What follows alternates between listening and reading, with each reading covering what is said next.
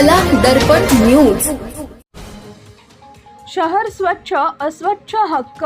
हुपरी नगर परिषदेसमोर सफाई कामगारांचा एल्गार, हक्काचा गळा घोटणारे प्रशासन। हुपरीत कंत्राटी सफाई कामगारांचा संताप उफाळला।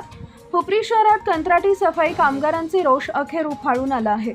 नगर परिषद कार्यालयाच्या मुख्य प्रवेशद्वारासमोर कंत्राटी सफाई कामगार युनियनने आपल्या विविध प्रलंबित मागण्यांसाठी ठिय्या आंदोलन व आमरण उपोषण करत कामगारांनी प्रशासनाच्या कारभारावर गंभीर प्रश्नचिन्ह उपस्थित केले।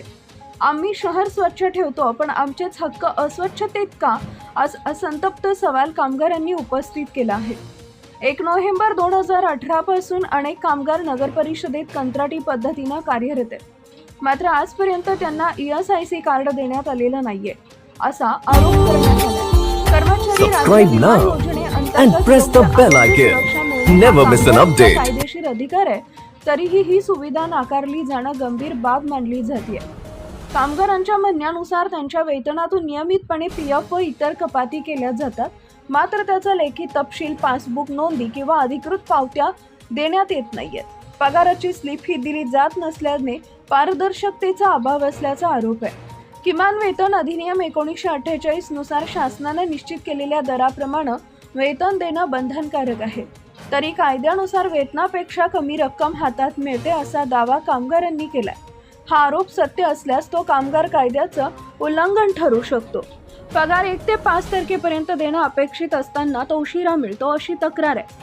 शिवाय आठवड्याची अनिवार्य साप्ताहिक सुट्टी देखील दिली जात नसल्याचं सांगण्यात आलंय। सलग काम करूनही विश्रांती न मिळणं ही कामगारांच्या आरोग्याच्या दृष्टीनं धोकादायक बाब असल्याचं कामगार संघटनांचं मत आहे। कामगारांनी लेखी निवेदन देऊन ESIC, फॅमिली इन्शुरन्स, PF तपशील, वेतन पावती व किमान वेतनानुसार नियमित पगार देण्याची मागणी केली आहे, मात्र या मागण्यांवर प्रशासनाची अधिकृत भूमिका अद्याप स्पष्ट झालेली नाही। मागण्या तात्काळ मान्य न झाल्यास आंदोलन तीव्र केलं जाईल असा इशारा कामगारांनी दिला आहे। आवश्यक असल्यास कामगार आयुक्तांकडे तक्रार दाखल करण्याचाही पर्याय खुला ठेवण्यात आलाय। शहर स्वच्छ ठेवणाऱ्या कामगारांचेच हक्क धुळीत मिळत असतील तर ही बाब केवळ एका नगर परिषदेतली समस्या नसून संपूर्ण व्यवस्थेवर प्रश्न उपस्थित करणारी आहे। प्रशासनाने तातडीने हस्तक्षेप करून पारदर्शकता व न्याय सुनिश्चित करणं आवश्यक आहे।